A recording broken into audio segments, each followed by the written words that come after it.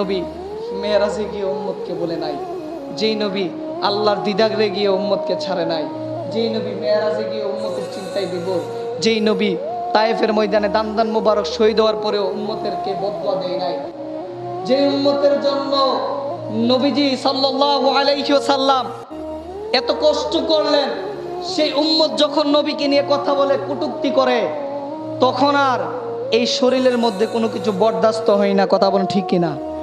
আজকের দিনে আমার বাবাকে কেউ গালি দিলে আমি সহ্য করতে পারি না। জিজ্ঞেস করলাম, ভাই বাবাকে গালি দিয়েছে, সহ্য না করার কি হলো? বলবে যে আমার জন্মদাতা পিতা, তিনি আমাকে জন্ম দিয়েছেন, কর্ম দিয়েছেন, লালন পালন করতেছেন, তুমি আমার বাবাকে কেন গালি দিবা? আমার আপনার সহ্য হয় না।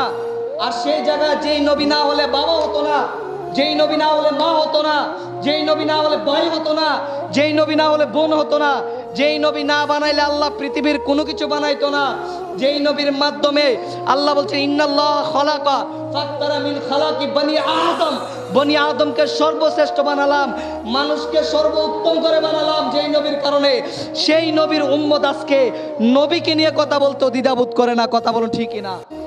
এর চাইতে আফসোসের বিষয় না আমরা উম্মত হয়ে, এর চাইতে আফসোসের বিষয় আর কিছু হতে পারে?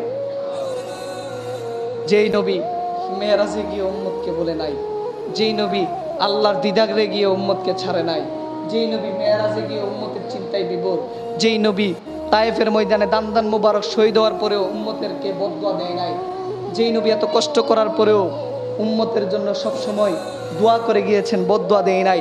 এক কথায় যেই নবী উম্মতের জন্য সবসময় কাঁদেন, কেঁদেছেন।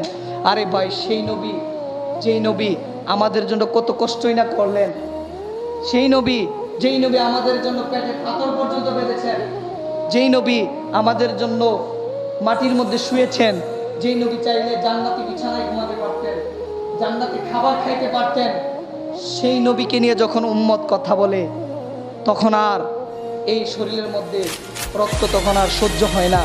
মনে চাই তাকে ধরে নিয়ে আসি, তার সাথে কথা বলি, কেন সে এই কথা বলল।